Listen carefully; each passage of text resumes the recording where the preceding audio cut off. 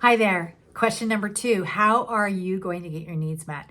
So that may seem like an odd question to ask as an empty nester, but it's so important.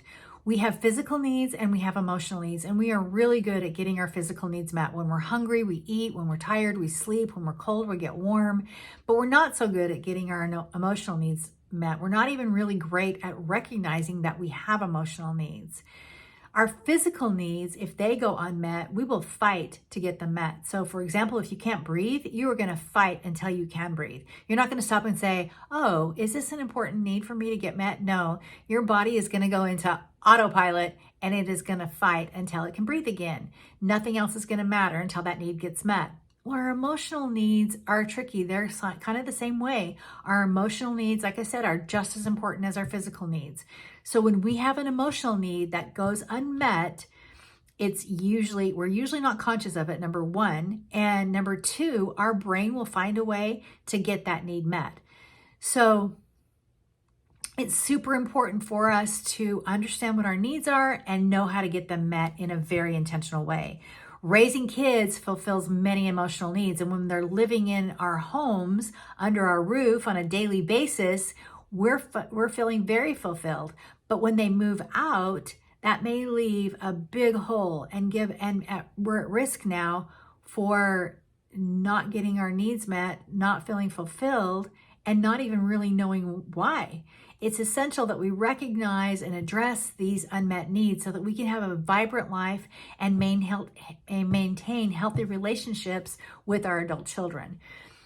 If we don't get our needs met in a healthy way, we run the risk of attempting to get our needs met through our adult children when that's not really the most healthy way we can do it. It's not fair to them, it's not fair to us, and it's not sustainable. If we're getting our needs met through an adult children that lives in the same city and they move away and we can't get our needs met through them again, then we're right back to square one, needing to figure out what it is that we need. And when we're intentional, we are connected to ourselves, and it's one component of being very engaged and living fully alive.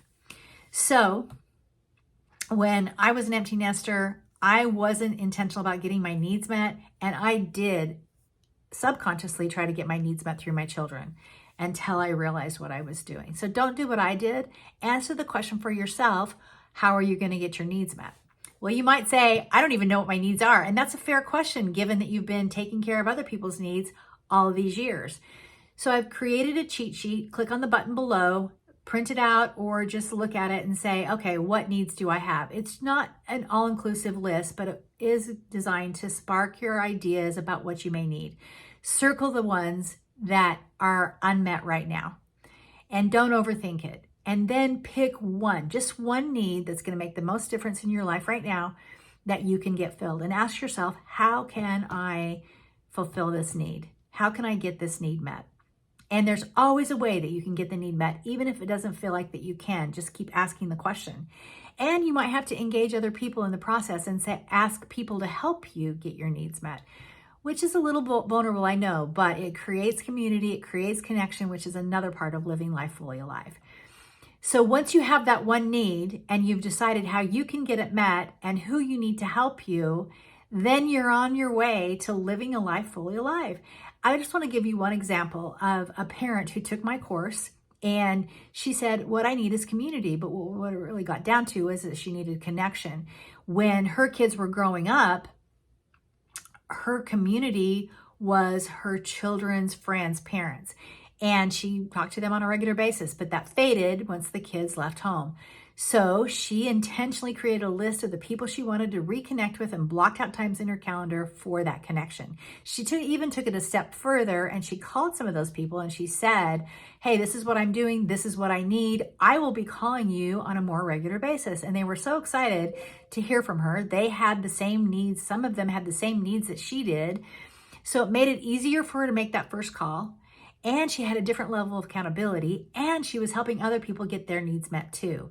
So take some time, figure out what your needs are, how you're going to get them met, and you are on your way to living a life fully alive after kids.